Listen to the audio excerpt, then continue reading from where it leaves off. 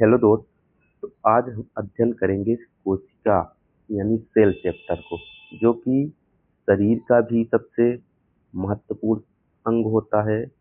कोशिका और पूरे चैप्टर का भी बहुत इम्पोर्टेंट होता है। क्योंकि जिस प्रकार मानव का शरीर, संपूर्ण शरीर कोशिकाओं से मिलकर बना होता है, तो जब अगर हमें कोशिका समझ में आ गई तो हर चैप्टर आसान हो जाते हैं।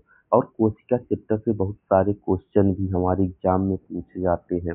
तो हम एक एक करके कोशिका को ऐसे तरीके से पढ़ेंगे कि हमारा कोई कॉन्सेप्ट के साथ कोई फैक्ट्स बचा ना रहे। देखो, हमारे एग्जाम में सबसे जरूरी होता है कि फैक्ट्स वाली चीजें याद रहें, और याद रखने के लिए हमें कॉन्सेप्ट वाली चीजों को समझना जरूरी होता है। ठीक, तो इसके लिए हम क्या करेंगे, मानव की जो कोशिका होती है, सेल होती है, उसको हम अच्छे से अध्ययन करते हैं। ठीक, तो सेल से क्या मिलके बनता है? सेल से मिलके बनता है टिश्यू। जब कई सारे सेल्स यानी कोशिकाएं मिलती है तो टिश्यू यानी ऊतक का निर्माण होता है। और ऊतक मिलकर के क्या बनाते हैं? ऑर्गन बनाते हैं, अंग बनाते हैं। बॉडी सिस्टम, अंग मिलकर के बॉडी सिस्टम या शारीरिक संरचना बनाते हैं। और शारीरिक संरचना बनकर के पूरी तरह से मानव का शरीर या किसी भी अन्य जीव का शरीर तैयार होता है। तो सबसे छोटी इकाई क्या होती है? जैसे मकान बनाने के लिए सबसे छोटी इकाई ईंट की जरूरत होती है, उसी प्रकार किसी भी प्राणी का शरीर बनाने के लिए हमें सेल्स की जरूरत होती है। सबसे छोटी इकाई सेल्स से मिलकर बना होता है। ठीक, जैसे बड़ा कमरा होता है तो उसका सबसे छोटा कमरा जो होती है, छोटे छोटे पूरा जो बिल्डिंग महल होती है, तो उस छोटे छोटे कमरों से मिलके बने होते हैं, तो उन्हें सेल्स बोलते हैं। ऐसे ही सेल्स, बॉडी में उसको सेल्स बोलते हैं। तो हम क्या देखते हैं कि सबसे पहले खोज किसने की थी? कोशिका की सबसे पहले पता लगाया, सबसे पहले खोज किसने की थी? तो रॉबर्ट हुक ने 1665 में की थी, कार्क के टुकड़ों में। तो ध्यान रखना, क्वेश्चन पहला कि कार्क के टुकड़ों में सबसे पहले रॉबर्ट हुक ने खोज की थी। ठीक, और ये कैसी कोशिका थी? मृत कोशिका की खोज की थी रॉबर्ट हुक ने। तो फिर जीवित कोशिका की खोज किसने की? ल्यूवेनहाक ने। ल्यूवेनहाक ने जीवित कोशिका की खोज की। ध्यान रखना है। अब कोशिका की खोज हुई, कोशिका के अंदर पार्ट पाए गए, तो फिर कोशिका के अंदर केंद्रक की खोज 1831 में रॉबर्ट ब्राउन ने की थी, आर्किड पौधों की जड़ों में। मतलब कोशिका हर जगह पाई जाती है जीवित प्राणी में, तो चाहे वो पौधा हो चाहे जा हो। तो आर्किड के पौधे में रॉबर्ट ब्राउन ने सबसे पहले क्या देखा कि इसमें कोशिका के अंदर केंद्रक भी पाया जाता है। ठीक, अब देखते हैं आगे की बात। इतना चीजें हम जान गए। ठीक दोस्त, इसके बाद हमको क्या जानना है? एक एक चीजें ध्यान रखना। उसके बाद हमको जानना है, जब कोशिका की खोज हो गई तो कुछ सिद्धांत दिया गया। 1838 में स्लाइडेन एवं स्वान नाम के वैज्ञानिक ने क्या किया? कोशिका का एक सिद्धांत दिया, और उस सिद्धांत में 3 बातें बताई। क्या? सभी जीवों का निर्माण कोशिका से होता है। मतलब अगर जीवन में कोई भी जीव है तो उसका निर्माण कोशिका से ही हुआ होगा, पहला सिद्धांत। दूसरा सिद्धांत, जीवों की संरचनात्मक एवं क्रियात्मक इकाई कोशिका ही होती है। मतलब अगर जीव तैयार हुआ है तो उसका कार्य करने वाली इकाई और संरचना बनाने वाली इकाई कोशिका ही होगी, उसके अलावा कुछ नहीं होगा। ठीक, और यह सिद्धांत विषाणुओं पर वायरॉइड प्रियांश में भी लागू नहीं होता। देखो, यह सिद्धांत विषाणुओं में लागू नहीं होता, वायरस जो होते हैं उसमें ये सिद्धांत लागू नहीं होता, क्योंकि वायरस कोशिका के नहीं बने होते, तो फिर कहाँ से सारी जीव कोशिका के बने होते हैं।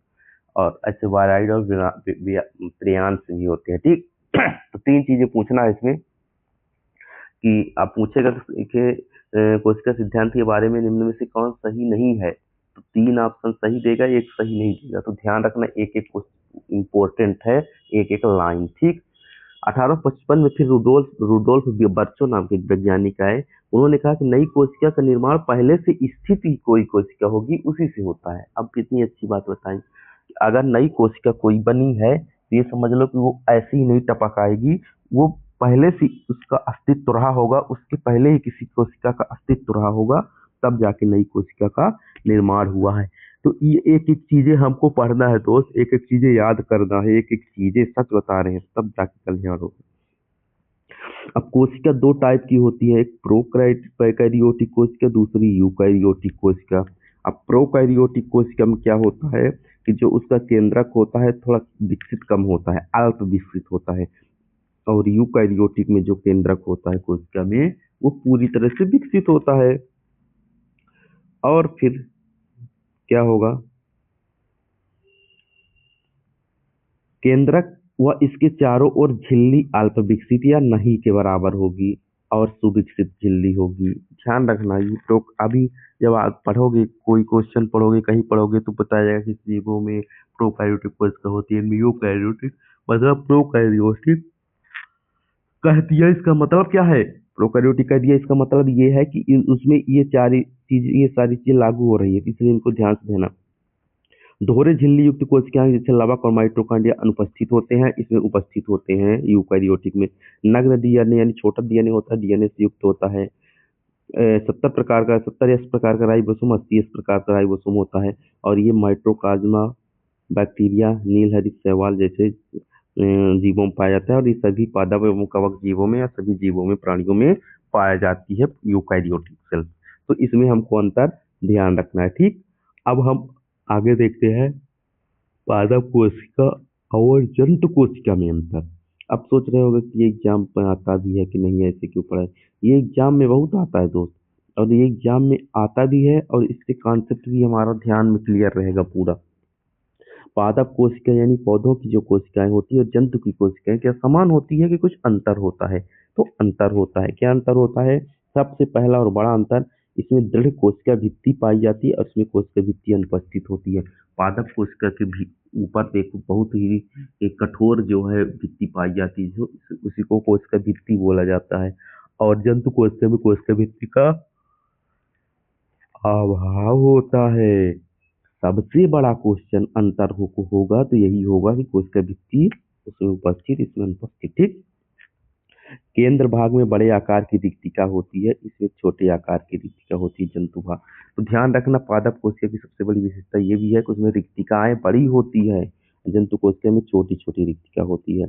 इसमें हरित लवक पाया जाता है, सबसे बड़ा अंतर ये भी है, इसमें हरित लवक नहीं पाया जाता। तीनों बहुत इंपॉर्टेंट अंतर है, ये एग्जाम में पूछेगा आपसे, एक एग्जाम्पल पूछेगा। गालजिकाएं छोटे एवं अल्प विकसित होते हैं, गालजिकाएं सुविकसित होते हैं। खाद्य संग्रह, इसमें खाद्य जो भोजन होता है, ग्लूकोज जो भोजन होता है स्टार्च के रूप में संग्रहित होता है, इसमें ग्लाइकोजन के रूप में। मतलब कितनी इंपॉर्टेंट, जितने चारों फैक्ट्स हमने पढ़ाए कितनी इंपॉर्टेंट हैं कि हर जगह आपको मिलेंगे दोस्त। अब हम थोड़ा एक कोशिका देखते हैं, ठीक है। एक नॉर्मल कोशिका देखते हैं जो ऐसी होती है। देखो कोशिका कैसी होती है, कोशिका भित्ति लवक केवल पादप कोशिका में पाए जाते हैं, नोट याद उसमें लिखे थे। कोशिका भित्ति और लवक केवल पादप कोशिका में पाए जाते हैं, ध्यान देना। देखो मेन इंपॉर्टेंट, कोशिका भित्ति और लवक केवल पादप कोशिका में पाए जाते हैं। रिक्तिका छोटी बड़ी हो सकती है दोनों में, लेकिन ये केवल पादप कोशिका में पाए जाएंगे, ठीक। अब हम एक कोशिका भित्ति की संरचना देखते हैं कि कैसे बाहरी आवरण होता है। तो सबसे बाहर ये पादप कोशिका, सबसे बाहर देखो एक आवरण है, इसको हम कहेंगे क्या, कोशिका भित्ति यानी सेल वॉल, ठीक। तो सबसे बाहरी आवरण क्या होता है कोशिका के, पादप कोशिका के, जंतु की नहीं। पादप कोशिका के सबसे बाहरी आवरण कोशिका भित्ति। फिर उसके अंदर, कोशिका भित्ति के अंदर क्या पाई जाती है, कोशिका झिल्ली यानी सेल मेम्ब्रेन। कोशिका भित्ति यानी सेल वॉल और कोशिका झिल्ली यानी सेल मेम्ब्रेन, ठीक। फिर उसके अंदर सेल मेम्ब्रेन के अंदर देखोगे तो कोशिका द्रव्य पाया जाएगा, जो कोशिका द्रव्य पाया जाएगा, द्रव्य पाया जाएगा जिसे कोशिका द्रव्य यानी साइटोप्लाज्म कहेंगे। एक एक शब्द ध्यान रखना, साइटोप्लाज्म क्या होता है। फिर साइटोप्लाज्म क्या होता है, फिर साइटोप्लाज्म के अंदर बहुत सारे कोशिकांग होते हैं, जैसे माइटोकॉन्ड्रिया, राइबोसोम, लाइसोसोम, लवाक, अंतःप्राद्रव्य, ये सारी चीजें पाई जाती है, ठीक है। कहाँ पाई जाएगी, कोशिका द्रव्य में। और कोशिका द्रव्य में एक सबसे बड़ा कोशिकांग जो पाया जाएगा, क्या पाया जाएगा, केंद्रक यानी न्यूक्लियस पाया जाएगा, ठीक है। इसको नाभिक भी बोलते हैं, ध्यान रखना। तो अगर कभी पूछ लेगा सबसे बड़ा कोशिकांग, तो अगर नाभिक ऑप्शन है तो वो भी सही होगा, ठीक है, केंद्रक या नाभिक। अब देखो केंद्रक के अंदर ही भी एक द्रव पाया जाता है जिसको केंद्रक द्रव यानी न्यूक्लियोप्लाज्म कहते हैं। ठीक, तो कोशिका के अंदर जो द्रव पाया गया उसको साइटोप्लाज्म कहा, केंद्रक के अंदर जो द्रव पाया गया उसको न्यूक्लियोप्लाज्म कहा। और जो देखो, अब कोशिका द्रव और केंद्रक द्रव दोनों द्रव को मिला दिया तब उसे जीव द्रव्य कहा, प्रोटोप्लाज्म। अब आप कंफ्यूज नहीं होना कभी कि साइटोप्लाज्म क्या है, न्यूक्लियोप्लाज्म क्या है और प्रोटोप्लाज्म क्या है। मतलब साइटोप्लाज्म प्लस न्यूक्लियोप्लाज्म बराबर प्रोटोप्लाज्म। ठीक, तो इस तरह हमारा कंफ्यूजन दूर हुआ कि अब कैसे जो है सारी चीजें होती हैं। ठीक, अब कोशिका द्रव्य में विभिन्न कोशिकांग पाए जाते हैं। कोशिका द्रव्य में विभिन्न कोशिकांग पाए जाते हैं। ठीक, कोशिका द्रव्य में जो विभिन्न कोशिकांग पाए जाते हैं, तो एक एक कोशिकांग को हम पढ़ेंगे और सारे एग्जाम में क्वेश्चन आते हैं, वैसे ही क्वेश्चन हमको पढ़ना है। कोशिका भित्ति सबसे बाहरी आवरण स्थल की क्या होती है? कोशिका भित्ति वो भी पादप कोशिका में पाई जाती है, जंतु में नहीं। ठीक, तो कोशिका भित्ति पादप कोशिका में पाई जाती है, जीवाणु में पाई जाती है, शैवाल में पाई जाती है, कवक में पाई जाती है। इतनी चीजें ध्यान रखना, ये सारी जगह में कोशिका भित्ति पाई जाती है, पादप कोशिका, जीवाणु, शैवाल और कवक में। ठीक, कोशिका भित्ति क्या होती है? कोशिका का बाह्यतम दृढ़ आवरण है जिसका स्त्रवण कोशिका स्वयं करती है। मतलब जो सेल्स होती है खुद अपने ऊपर एक मजबूत जो है कवर तैयार करती है कोशिका भित्ति। ठीक, दृढ़ होने के कारण कोशिका को निश्चित आकार प्रदान करती है। मजबूत होने के कारण कोशिका का एक निश्चित आकार होता है और जंतु कोशिका में यह अनुपस्थित होती है। ठीक, पादप कोशिका में कोशिका भित्ति कई स्तरों से मिलकर बनी होती है। ठीक, इतना चीजें हमको ध्यान रखना है कोशिका भित्ति के बारे में, इसके बाहर आपको नहीं पढ़ना है दोस्त, और बहुत अच्छे से पढ़ रहे हो तो आप ये समझ लेंगे। अब हम कोशिका भित्ति के बाद हम देख रहे हैं कि आप ध्यान दिए होंगे कि कोशिका भित्ति के बाद क्या थी? कोशिका भित्ति के बाद क्या थी? कोशिका झिल्ली थी, सेल मेम्ब्रेन। अब देखो सेल मेम्ब्रेन आई उसके बाद। सेल मेम्ब्रेन में हमको क्या क्या ध्यान रखना है? वसा एवं प्रोटीन की बनी होती है, अर्थात लिपोप्रोटीन की। तो कोशिका झिल्ली किसकी बनी होती है? वसा वसा और प्रोटीन की बनी होती है। ठीक है, अब कोशिका झिल्ली जो होती है, कोशिका झिल्ली सभी कोशिकाओं में पाई जाने वाली संरचना है। सभी कोशिकाओं में मतलब पादप कोशिका में, जंतु कोशिका में, हर जगह कोशिका झिल्ली पाई जाती है। क्यों? क्योंकि कोशिका भित्ति के बाद कोशिका झिल्ली पाई जाती है। कोशिका भित्ति तो ठीक है पादप बस में पाई जाती है, लेकिन कोशिका झिल्ली तो दोनों में पाई जाती है। और इसका काम क्या है? पदार्थों का आवागमन कोशिका से करती है। कोशिका से पदार्थों का आवागमन चलता रहता है कोशिका झिल्ली द्वारा, याद रखना है। जंतु कोशिका का सबसे बाहरी भाग कौन है? कोशिका झिल्ली है। पादप कोशिका का तो पादप कोशिका का कोशिका भित्ति है, सेल वॉल, लेकिन जंतु कोशिका का क्या है? कोशिका झिल्ली है। मतलब जंतु कोशिका और पादप कोशिका दोनों में ये पाई जाती है। किसके बाद? कोशिका सेल वॉल के बाद। अब हम कोशिका पढ़ लिए, कोशिका भित्ति पढ़ लिए, कोशिका झिल्ली पढ़ ली। अब हम कोशिका द्रव्य जान लेते हैं क्या होता है। तो साइटोप्लाज्म यानी कोशिका द्रव्य जो होता है कोशिका झिल्ली और केंद्रक के बीच अर्धद्रव भाग है जिसे सभी कोशिकांग पाए जाते हैं। इसको हम क्या कहते हैं? साइटोप्लाज्म या कोशिका द्रव्य कहते हैं।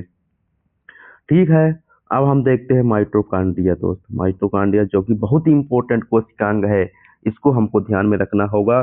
तो पहला क्वेश्चन, माइटोकॉन्ड्रिया को और किस नाम से जाना जाता है? सूत्रकणिका के नाम से। सबसे पहले कोलिकर ने इसको कीटों की रेखित पेशी में देखा था। तो सबसे पहले माइटोकॉन्ड्रिया को किसने देखा? कोलिकर ने। इसका फ्लेमिंग ने इसका क्या नाम दिया था? फ्लेमिंग ने कहा कि ये फिला है। अल्टमान ने इसको कहा कि यार ये तो बायोब्लास्ट है। नाम अपने अपने अनुसार नाम दिए। फिर सी बेंडा ने इसको नाम दिया माइटोकॉन्ड्रिया। तो देखा किसी और ने, नाम किसी और ने दिया, फिर नाम किसी और ने दिया। ठीक, तो याद रखना सी बेंडा ने। माइटोकॉन्ड्रिया की खोज किसने की?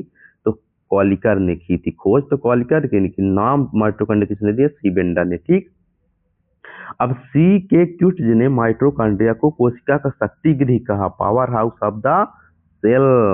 तो देखो सबसे ज्यादा इंपॉर्टेंट क्वेश्चन इससे बनता है कि कोशिका का शक्ति गृह या कोशिका का ऊर्जा गृह किसे कहा जाता है? माइटोकॉन्ड्रिया को। क्यों? क्योंकि श्वसन क्रिया से एटीपी का निर्माण, एटीपी एनर्जी का निर्माण होता है। और वो भी कौन सी, इसमें श्वसन की कौन सी प्रक्रिया होती है? श्वसन की दो प्रक्रिया होती है, अवायवीय श्वसन और वायवीय श्वसन। तो श्वसन की वायवीय श्वसन जो होता है माइटोकॉन्ड्रिया के अंदर ही होता है। ठीक, यह दोहरी झिल्ली वाला कोशिकांग है, सबसे ज्यादा इंपॉर्टेंट। यह दोहरी झिल्ली वाला लावक और माइटोकॉन्ड्रिया, ये दोनों में दोहरी दो झिल्लियां ऊपर पाई जाती है। तो ध्यान रखना, दोहरी झिल्ली वाला कोशिकांग है। और कोशिका का पहला अंग भी कौन सा होता है? माइटोकॉन्ड्रिया। याद रखना, कोशिका का पूछेगा पहला अंग कौन सा है कोशिका का, केंद्रक में माइटोकॉन्ड्रिया देना। ठीक है, अब देखो माइटोकॉन्ड्रिया की थोड़ी संरचना देखना, क्योंकि इसे बहुत इंपॉर्टेंट प्रक्रिया होती है श्वसन की। तो हमको श्वसन की बहुत इंपॉर्टेंट प्रक्रिया होती है, इसलिए हमको इसकी संरचना देखना होगा। तो देखो, एक जो बाहरी परत होती है, दोहरी झिल्ली होती है तो एक बाहरी झिल्ली, फिर उसके बाद एक आंतरिक झिल्ली। ऐसी देखो संरचना इसकी कैसी है आंतरिक झिल्ली की। और इस संरचना का कारण क्या है कि ये जो ऊपर झिल्ली मुड़ गई है, तो इसको क्रिस्टी बोलते हैं। ये उभार पाए जाते हैं जो छोटे आंतरिक झिल्ली में, इसे क्रिस्टी बोला जाता है। तो पूछा जाएगा क्रिस्टी कहाँ पाई जाती है? तो माइटोकॉन्ड्रिया में पाई जाती है। और क्रिस्टी के अंदर जो है द्रव पाया जाएगा, जिसको मैट्रिक्स कहते हैं। इसमें खुद का डीएनए, खुद का आरएनए होता है। तो ये भी ध्यान रखना है। अर्ध स्वायत्त कोशिकांग कहते हैं, मतलब कई कार्य स्वयं कर लेती है, इसलिए इसको अर्ध स्वायत्त कोशिकांग कहते हैं। ये भी ध्यान रखना क्वेश्चन। ये सारे क्वेश्चन जो एक एक चीज लिखी है तो इसको आम नहीं समझना, ये सारे क्वेश्चन पूछ लेता है, पूछा भी हुआ है, इसलिए लिखा है मैंने। ठीक है, और एक चीज ध्यान रखना, इतनी सारी चीजें कोई शिक्षक नहीं पढ़ा सकता, आपको खुद मेहनत करनी पड़ती है, तब जाके ये सारी चीजें एक जगह कंटेंट इकट्ठा हो पाता है।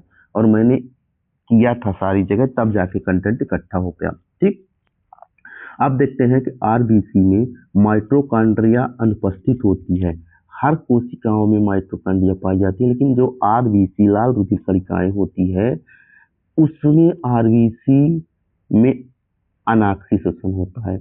आरबीसी में माइटोकॉन्ड्रिया अनुपस्थित होती है, अतः ऐसी स्थिति में आरबीसी में अनाक्षी श्वसन होता है। मतलब जब आरबीसी अनुपस्थिति होती है तो आरबीसी में क्या होता है? अनाक्षी श्वसन होता है। क्यों? क्योंकि अक्षी श्वसन के लिए तो माइटोकॉन्ड्रिया की जरूरत होती है, आरबीसी में होता ही नहीं है। आरबीसी में माइटोकॉन्ड्रिया, तो फिर अनाक्षी श्वसन होता है। क्रेब्स चक्र द्वारा ऊर्जा उत्पादन यहीं पर होता है। कहाँ पर? माइटोकॉन्ड्रिया में।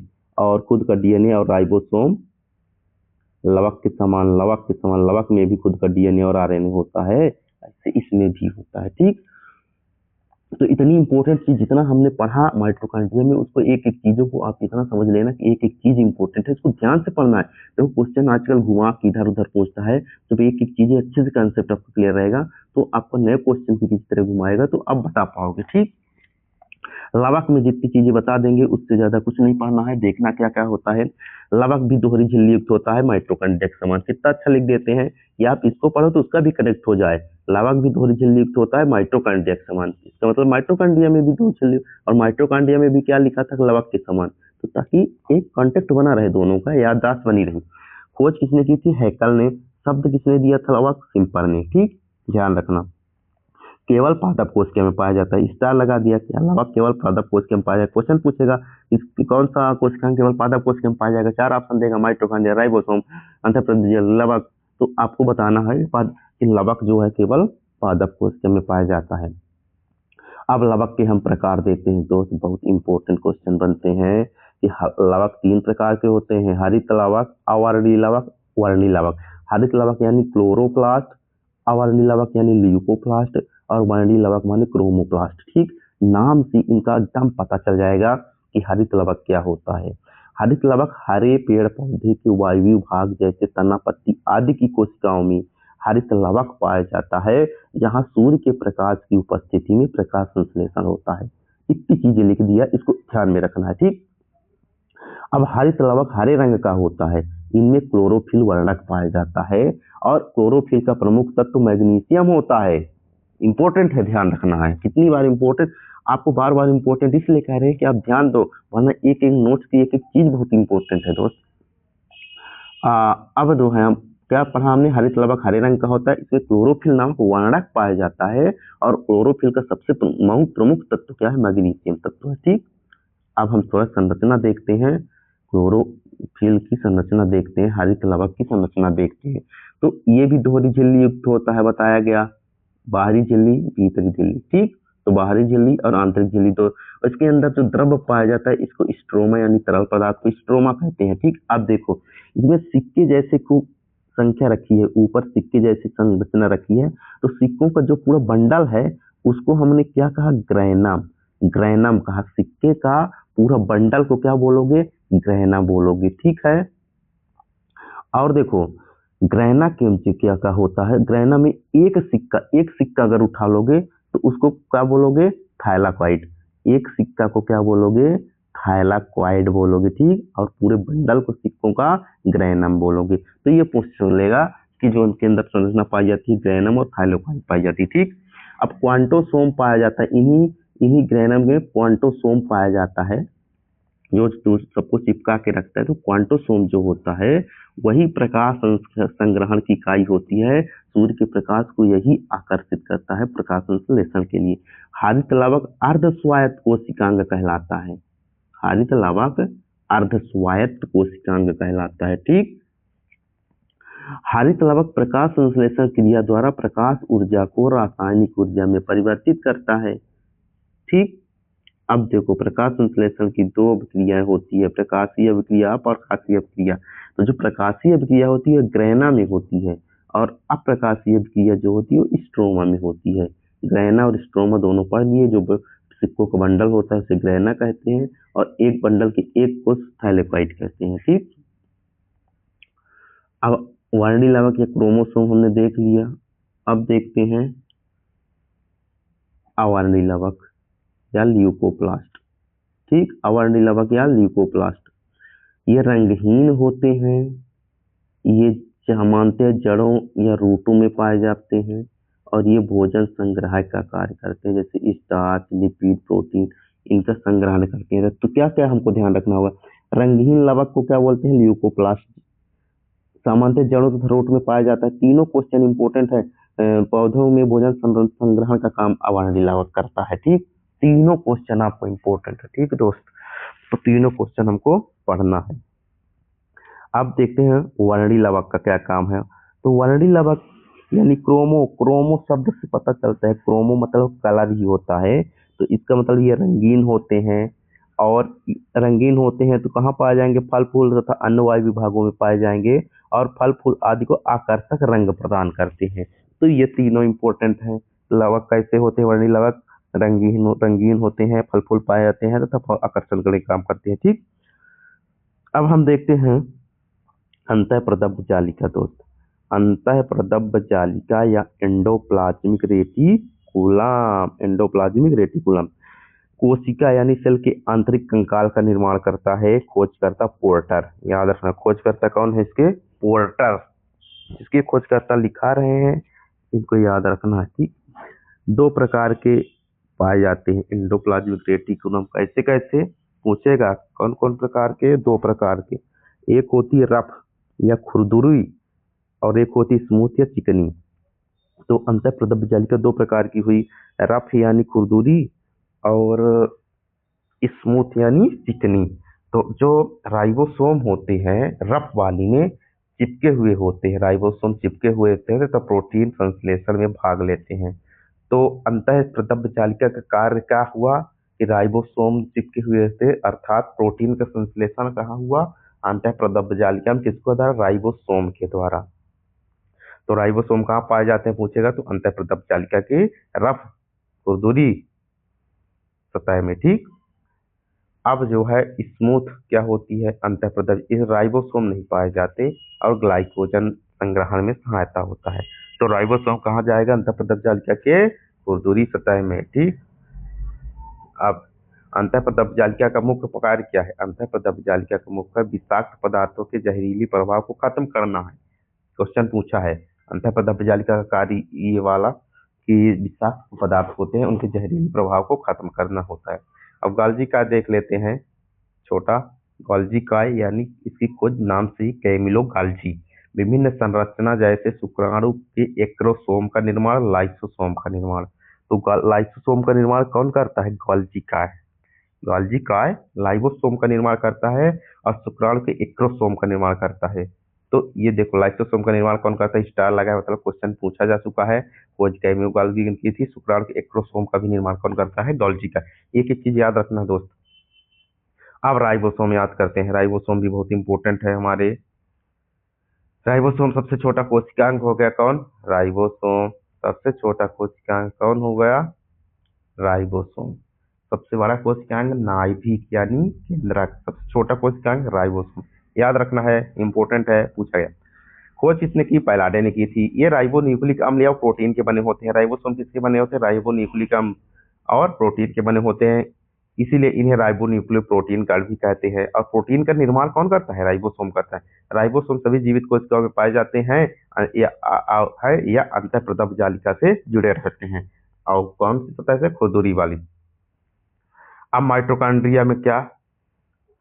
ये माइटोकॉन्ड्रिया हरितलवक एवं केंद्रक में भी पाए जाते हैं। हमने पढ़ा था ना कि खुद का डीएनए एवं खुद का आरएनए होता है, तो ये माइटोकॉन्ड्रिया हरितलवक केंद्रक में भी पाए जाते हैं।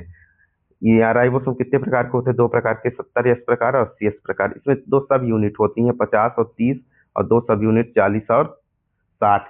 ये ऐसी होती है, ये मत सोचना कि 50 30 80 होता है, 60 40 80 होती है, कंफ्यूजन नहीं रखना। इसको ध्यान रखना, ये आपस में जुड़े हुए होते हैं, तो जिसको पूरा हिस्सा नहीं दिख पाता, इसलिए 50 30 70 पूरा होता है।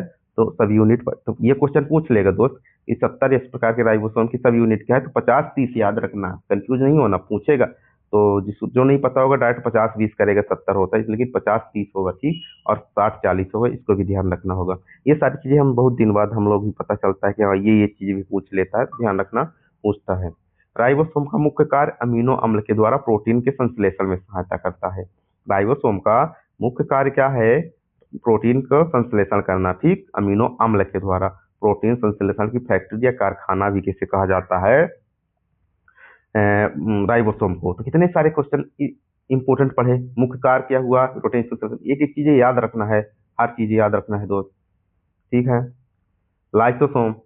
अब लाइसोसोम पढ़ते हैं। नाम क्या है? वैज्ञानिक की कौन? डी डोवे ने खोज की थी।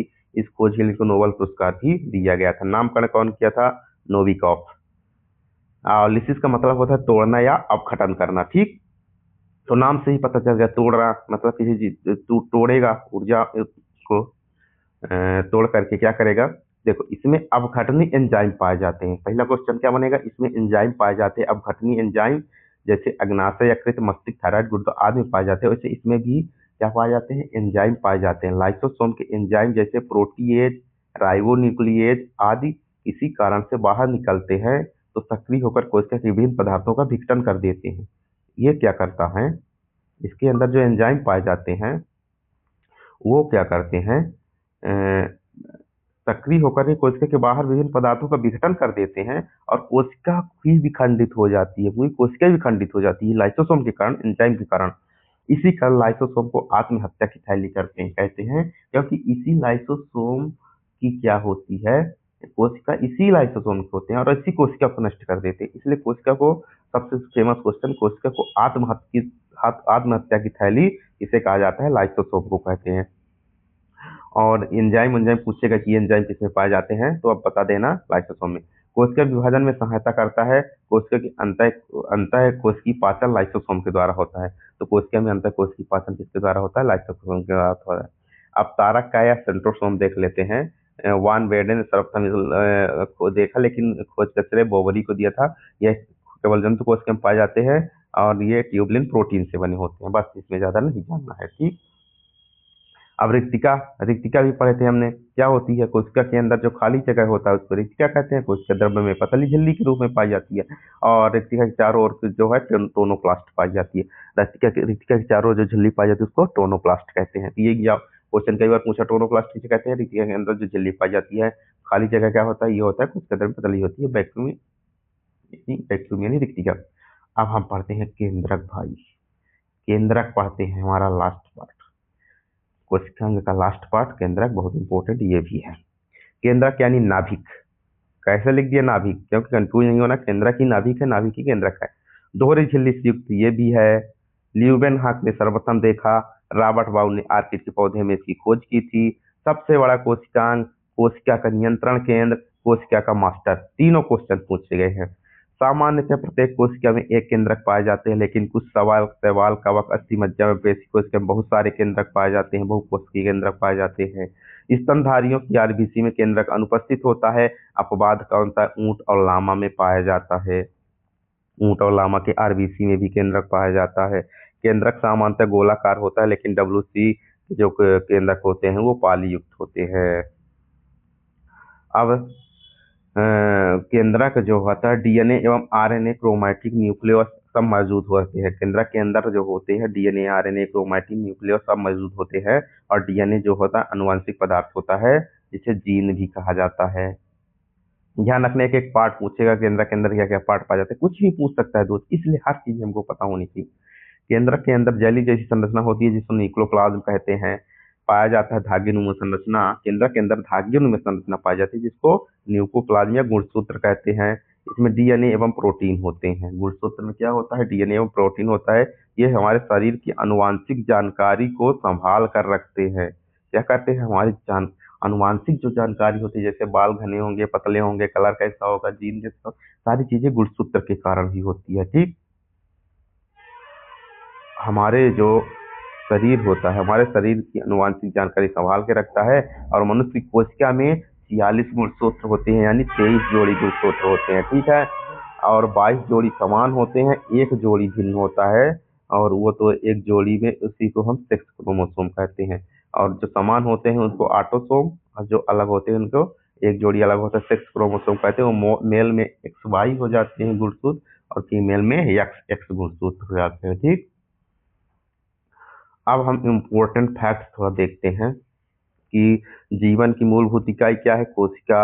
जीवन की आधारभूत संरचना में कोई इकाई कोशिका। कुछ सजीव जैसे जीवाणु, अमीबा, पैरामीशियम एक कोशिका के बने होते हैं, इन्हें एक कोशिकीय जीव कहते हैं।